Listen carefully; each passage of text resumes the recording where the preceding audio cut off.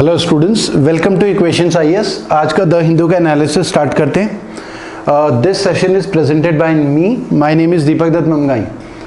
हमारा एजेंडा जो एग्जाम के पॉइंट ऑफ व्यू से इंपॉर्टेंट है, द हिंदू में रहा है, वो आज नेट ग्रिड CCTNS डिस्कस करेंगे।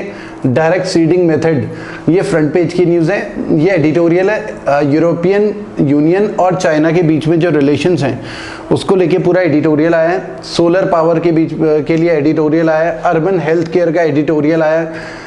उसके अलावा हागिया सोफिया, ये भी एडिटोरियल आया है और ये एक न्यूज़ है। ठीक है, तो ये एग्जाम के पॉइंट ऑफ व्यू से काफ़ी इंपॉर्टेंट है। करंट अफेयर्स में भी आ सकता है। उसके अलावा डिस्क्रिप्टिव आंसर राइटिंग में, जैसे यूपीएससी में, पीसीएस में, अलग अलग एग्जाम्स में आ सकता है।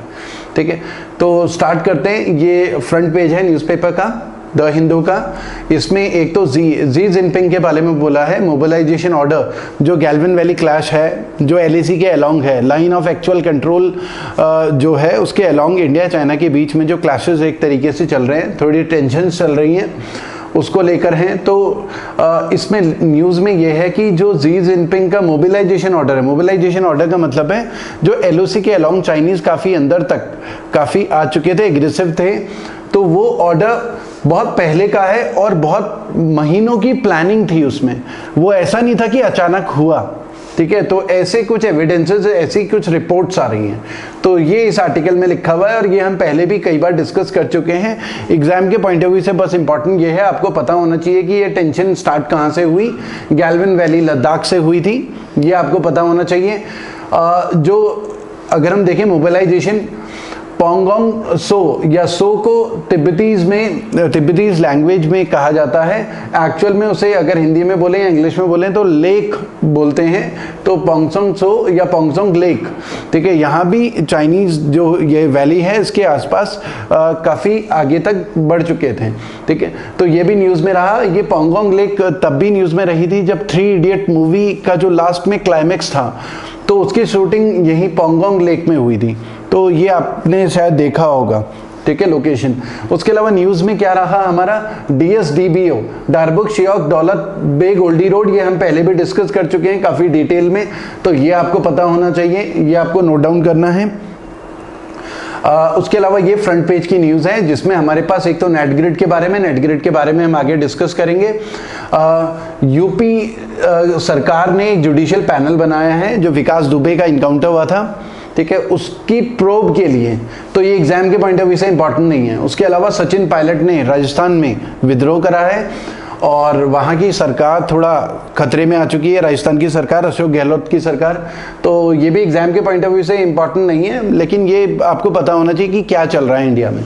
ठीक है, तो आपको ये भी समझना है किस चीज़ के नोट्स बनाने, किस चीज़ के नोट्स नहीं बनाने, किस चीज़ को केवल एज अ न्यूज़ लेना है।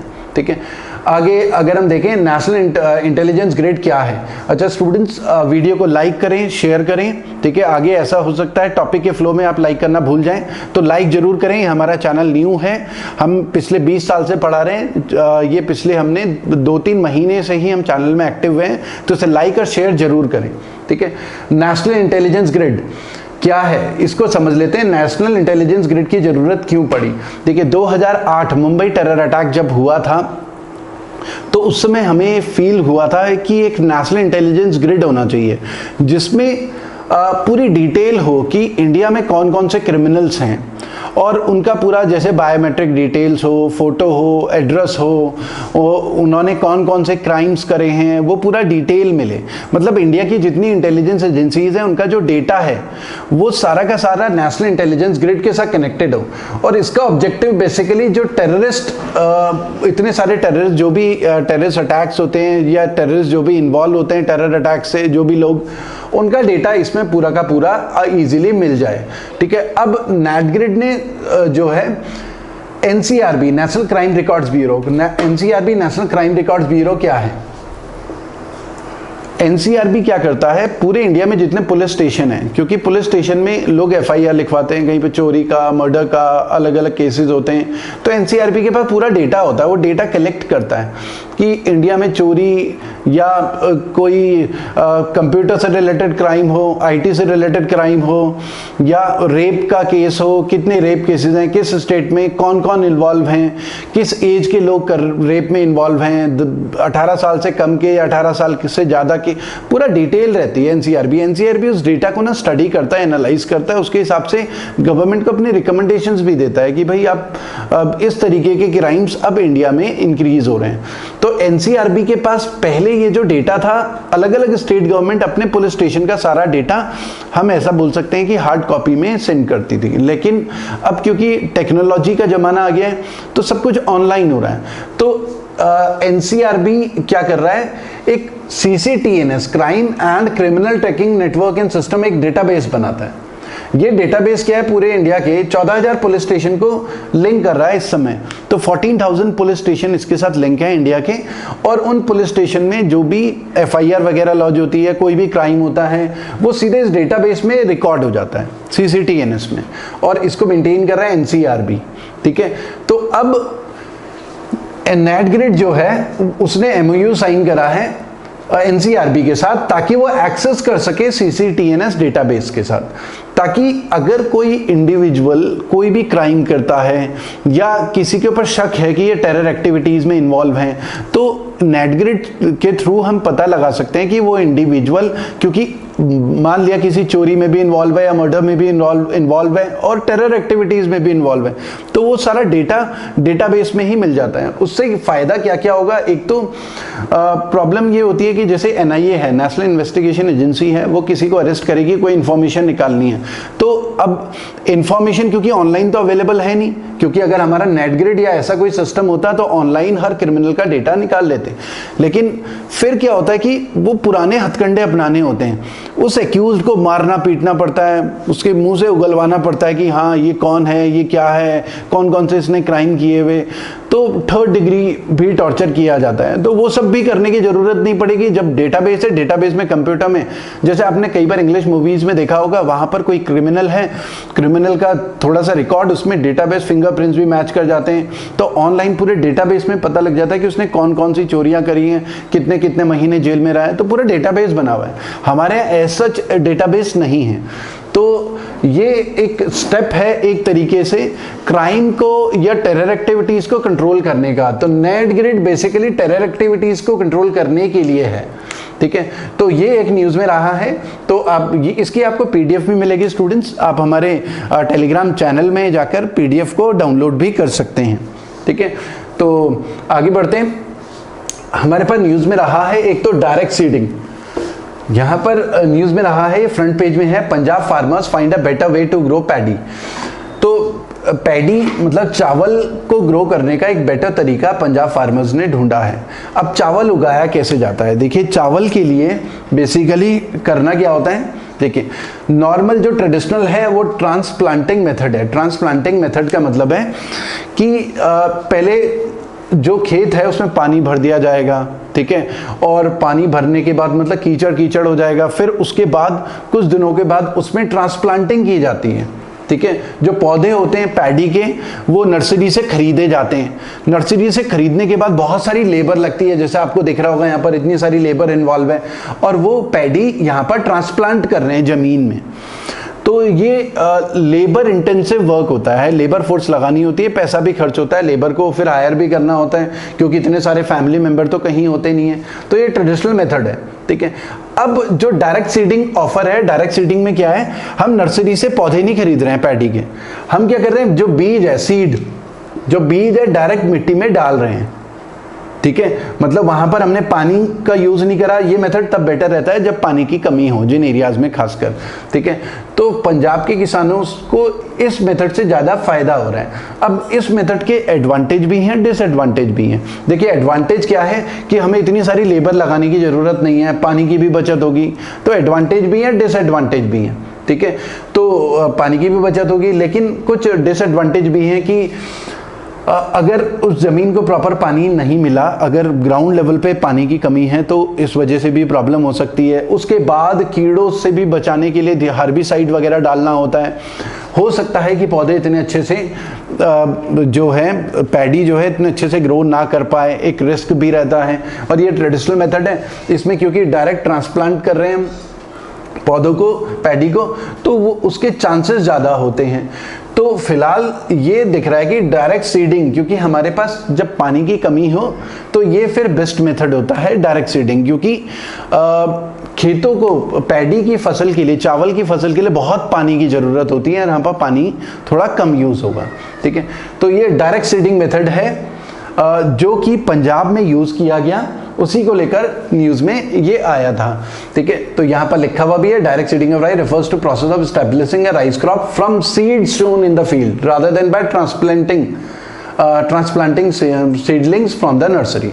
और ये क्या है, वीड का मतलब क्या है, वीड, क्योंकि यहाँ पर जो फोटो है फार्मर्स रिमूविंग वीड्स इन पैडी फील्ड। वीड का मतलब है अगर पैडी की फील्ड में, चावल के खेत में जो ऐसे पौधे जिनकी वहां पर जो वांटेड नहीं है, अनवांटेड पौधे, मतलब घास फूस बीच में हो जाती है जिसकी वजह से प्रोडक्टिविटी थोड़ा सा डाउन हो सकती है। तो वीडिंग का मतलब होता है कि अपने हाथ से किसान क्या करते हैं, जो अनवांटेड पौधे होते हैं, प्लांट्स होते हैं खेत में, उसको उखाड़ देते हैं हाथ से, या मशीन या किसी कटर से कट भी कर सकते हैं, तो उसे हम वीडिंग बोलते हैं। ठीक है, तो ये एक न्यूज़ में रहा था फ्रंट पेज में। ठीक है, ये इमेजेस भी हैं यहाँ पर जिसको देख के आप समझ सकते हैं कि क्या है ये। उसके अलावा स्टूडेंट्स हमारे चैनल को सब्सक्राइब करिए अगर आपको ये वीडियो पसंद आता है। हमारे फ्री टेलीग्राम चैनल भी है यूपीएससी एसएससी के लिए, उसे ज्वाइन करिए। उसके अलावा हमारा इक्वेशंस आईएएस ऐप है, आप गूगल प्ले स्टोर से डाउनलोड कर सकते हैं और उसमें आपको यूपीएससी का भी कंप्लीट कोर्स मिलेगा, बैंक पीओ का भी कंप्लीट कोर्स मिलेगा, एसएससी का भी कंप्लीट कोर्स मिलेगा, केवल क्वांट का भी है आपको कोर्स इसमें मिलने वाला है। अच्छा, उसके अलावा ये एडिटोरियल है, ये एडिटोरियल है sum and substance of European Union China's dilemma. अब देखिए, पहले तो आपको पता होना चाहिए कि यूरोपियन यूनियन क्या है। ठीक है, तो ये आर्टिकल बेसिकली यूरोपियन यूनियन का चाइना के साथ किस तरीके का रिलेशन होना चाहिए, यूरोपियन यूनियन को सोच समझ के स्टेप उठाने हैं। ठीक है, तो उसके ऊपर ये आर्टिकल है। तो पहले समझ लेते हैं, यूरोपियन यूनियन एक इंटरनेशनल ऑर्गेनाइजेशन है जो कि 1993 में फॉर्म हुआ था। एक मैस्ट्रिक्ट ट्रीटी थी 28 कंट्रीज के बीच में, तो यूरोप की 28 कंट्रीज ने यूरोपियन यूनियन फॉर्म करा था। और इससे क्या फायदा हुआ था कि यूरोप की जो 28 कंट्रीज थी उनके बीच में फ्री ट्रेड हो रहा था, मतलब बॉर्डर्स ओपन हो गए थे, तो ट्रेड इजीली। जैसे अगर हम देखें एशिया में तो यहाँ पर ट्रेड फ्री नहीं है, मतलब इंडिया, पाकिस्तान, नेपाल, अफगानिस्तान या इधर अगर हम देखें बांग्लादेश, तो यहाँ ट्रेड फ्री नहीं है कि हम गाड़ी ऐसे ही लेके नहीं जा सकते, वीज़ा के लिए अप्लाई करना होता है, परमिशंस लेनी होती है। ठीक है, तब हम ट्रेड कर पाते हैं। ठीक है, अलग अलग मिनिस्ट्री से अप्रूवल चाहिए होता है। लेकिन यूरोप में क्या है, फ्री ट्रेड होता है, बॉर्डर ओपन्स रहते हैं यूरोप में, क्योंकि उनके बीच में एग्रीमेंट साइन हो रखा है यूरोपियन यूनियन का। तो 28 कंट्रीज ओरिजिनली थी, लेकिन इस समय 27 कंट्रीज हैं यूरोपियन यूनियन ने। यूके ने 31 जनवरी 2020 को यूरोपियन यूनियन को छोड़ दिया। तो ये इंपॉर्टेंट आपको पता होना चाहिए। ठीक है, जिसे ब्रेक्जिट के नाम से भी जाना जाता है। ब्रेक्जिट, ब्रेक्जिट मतलब ब्रिटेन का एग्जिट यूरोपियन यूनियन से। ठीक है, तो ये पता होना चाहिए, ये डेट पता होनी चाहिए कब यूके ने, यूनाइटेड किंगडम ने यूरोपियन यूनियन को छोड़ा। ठीक है, इस समय 27 मेंबर्स हैं यूरोपियन यूनियन में। अब प्रॉब्लम क्या है, देखिए, चाइना का यूरोपियन यूनियन का डिलेमा है कि चाइना के साथ कैसे रिलेशंस रखे जाएं, क्योंकि अभी तक ये देखा गया कि according to global office of international comparison programme, European Union और चाइना के बीच में 35% ऑफ ग्लोबल जीडीपी जो है account for nearly 35% of global GDP in PPP terms. तो यूरोपियन यूनियन चाइना का कंबाइंड जो जीडीपी है वो पीपीपी टर्म्स में 35% है। यहां पर पीपीपी का मतलब है purchasing power parity, purchasing power parity. Students, ये आपका होमवर्क रहेगा, आपको कमेंट बॉक्स में परचेजिंग पावर पैरिटी का मतलब लिखना है, परचेजिंग पावर पैरिटी क्या है, और कमेंट बॉक्स में अपना नाम और अपने स्टेट का नाम जरूर लिखें।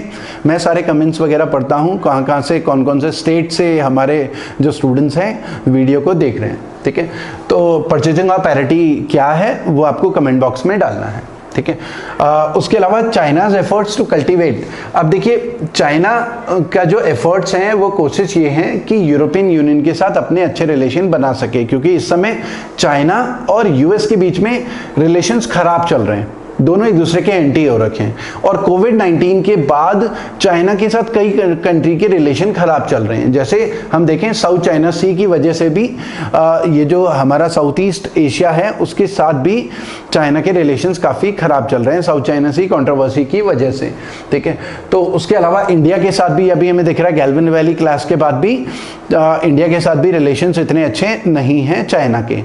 तो अब चाइना जो है ट्रेडिशनली अगर हम देखें तो यूरोपियन यूनियन और चाइना के बीच में काफ़ी अच्छा तालमेल रहा है और ट्रेड भी काफ़ी अच्छा रहा है लंबे टाइम से, और यूरोपियन यूनियन की डिपेंडेंस जो है चाइना के ऊपर भी काफ़ी रही है, और चाइना भी अपने रिलेशंस वहाँ पर यूरोप में स्ट्रांग कर रहा है। जैसे हम देख सकते हैं चाइना ने क्या क्या करा है, एक तो 16+1 फॉर्मेट बनाया है यूरोप में, जो 16 यूरोप की जो ईस्ट की कंट्रीज थी उनके साथ सेंट्रल या ईस्ट यूरोपियन स्टेट्स के साथ एक 16+1 फॉर्मेट बनाया अलग से 16 कंट्रीज के साथ ट्रेड को लेकर, अपने ट्रेड टाइज।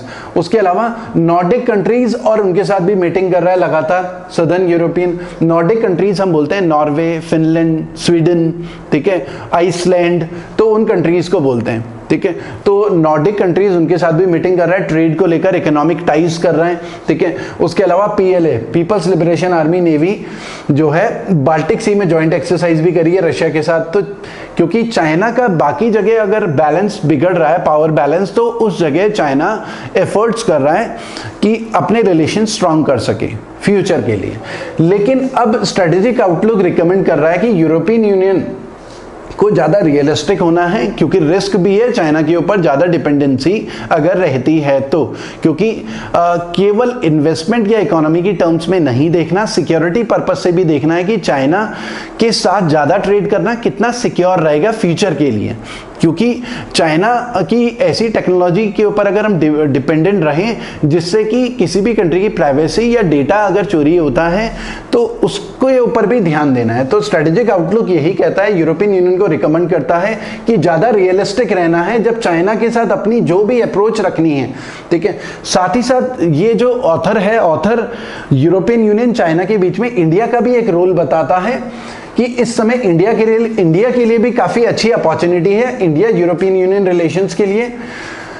हमें ये जो कंडीशंस हैं, ठीक है, वहाँ पर जो भी क्राइसिस है उसको यूज़ करना है, ठीक है, क्योंकि वहाँ पर क्राइसिस क्या है, यूनाइटेड किंगडम ने यूरोपियन यूनियन को छोड़ दिया है, ठीक है, और चाइना और यूएस के बीच में भी रिलेशंस खराब चल रहे हैं। तो यूरोपियन यूनियन के पास भी ऑप्शंस हैं कि चाइना की तरफ जाए या यूएस की तरफ जाए। तो इंडिया को अपने आप को भी एक अपॉर्चुनिटी की तरह प्रेजेंट करना है और अपने जो ट्रेड टाइज हैं, इकोनॉमिक टाइज हैं, ऐसी स्ट्रेटजी बनानी है कि यूरोपियन यूनियन के साथ टाइज बढ़े और ट्रेड भी इंक्रीज हो। तो ये सारी चीजें इस आर्टिकल में लिखी हुई है, तो अपने फेवर में सारी चीजें करनी है। तो इंडिया के लिए भी एक अपॉर्चुनिटी इस आर्टिकल में लिखी गई है। नेक्स्ट आते हैं श्योर पावर। ये पहले भी हम न्यूज़ में पढ़ चुके हैं, ये एडिटोरियल है। इंडिया की सोलर स्ट्रेटजी के बीच में के लिए बोला है कि India should look at tapping the best globally to make locally.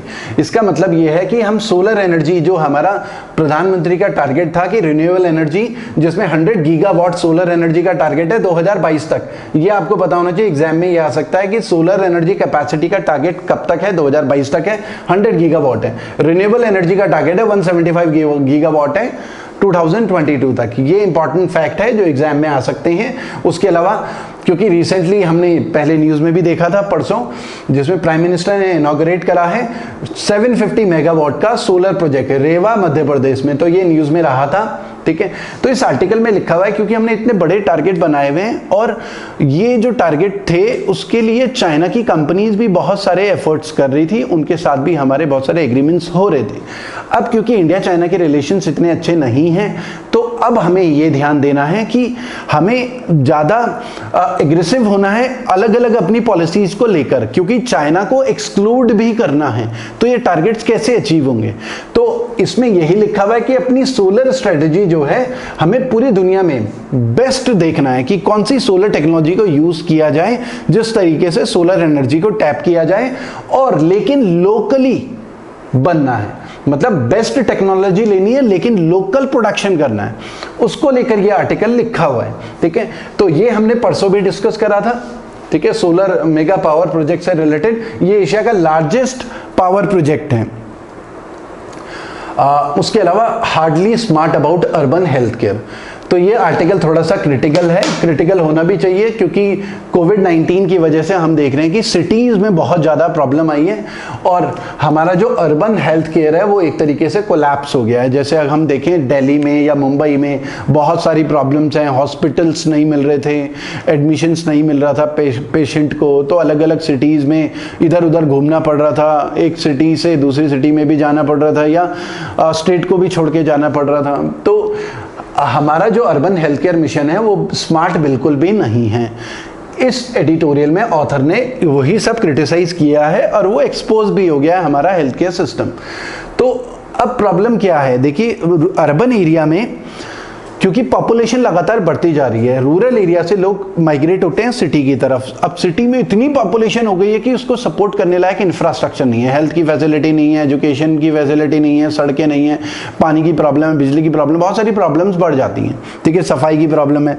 तो उसके लिए क्या, अर्बन एरिया में जब पॉपुलेशन बढ़ रही है तो उसके लिए स्मार्ट सिटी प्रोजेक्ट इसमें लिखा हुआ है। तो स्मार्ट सिटी में हेल्थ को लेकर इतना ज़्यादा ध्यान नहीं दिया है, तो उसमें भी ध्यान देने की ज़रूरत है। तो आपको स्मार्ट सिटी मिशन पता होना चाहिए। एक तो एग्जाम के पॉइंट ऑफ व्यू से 2015 में मोदी जी ने लॉन्च किया था, क्योंकि सिटी में बहुत सारी प्रॉब्लम्स बढ़ती जा रही हैं, पॉपुलेशन बहुत कॉन्सेंट्रेट होती जा रही है, तो हर तरीके की प्रॉब्लम है।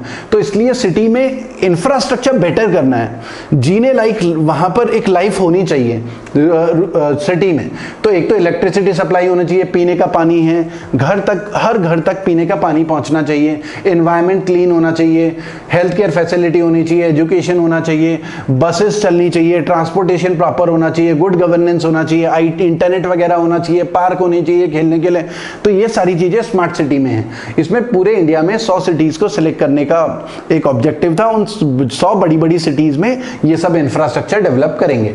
अब इसमें आपको ये पता होना चाहिए, एक्रेडिटेड सोशल हेल्थ एक्टिविस्ट, जिन्हें अगर हम हिंदी में बोले तो आशा बहन जी रूरल एरिया में रिक्रूट की जाती हैं, ताकि वो रूरल एरिया में किसी को टीका लगाना हो या छोटे मोटे जो प्राइमरी हेल्थ केयर से रिलेटेड जो फैसिलिटीज हैं वो आशा बहनजियां ही कंप्लीट कर लें। तो इसकी फुल फॉर्म भी कई बार एग्जाम में आई है। आशा बहनजियां काम करती हैं नेशनल अर्बन लाइवलीहुड मिशन में और नेशनल रूरल लाइवलीहुड मिशन में। ठीक है, ये एक रूरल है और एक अर्बन है।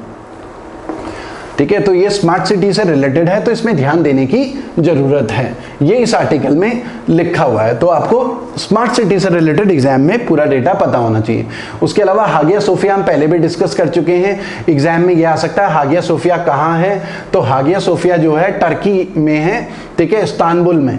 ठीक है, तो वहां पर क्या हुआ था हम पहले भी डिस्कस कर चुके हैं। 1532 AD में हागिया सोफिया जो है एक क्रिश्चियन कैथेड्रल है। ठीक है, क्रिश्चियन कैथेड्रल था, और फिर जब इस्लाम फैला था वहां पर टर्की में, तो उसके बाद उसे मस्जिद में कन्वर्ट कर दिया गया था, जिसको क्रिटिसाइज किया था क्रिश्चियन कंट्रीज ने। ठीक है, फिर 1934 में एक रिपब्लिक ऑफ टर्की जो थे फाउंडर, उन्होंने उसे दोबारा से उसे म्यूजियम में कन्वर्ट कर दिया था। अब वहां के प्रेसिडेंट ने दोबारा से हागिया सोफिया को मस्जिद में कन्वर्ट कर दिया है। तो ये कंट्रोवर्सी में है, तो इसको लेकर क्योंकि बहुत सारी क्रिश्चियन कंट्रीज या जो चर्चेज हैं वो क्रिटिसाइज कर रहे हैं, तो ये एक न्यूज में रहा। उसके अलावा ईरान और चाइना के बीच में क्लोज रिलेशन हो चुके हैं, क्योंकि यूएस ने ईरान के ऊपर बहुत सारी सैंक्शंस लगाई, ईरान को अलग थलग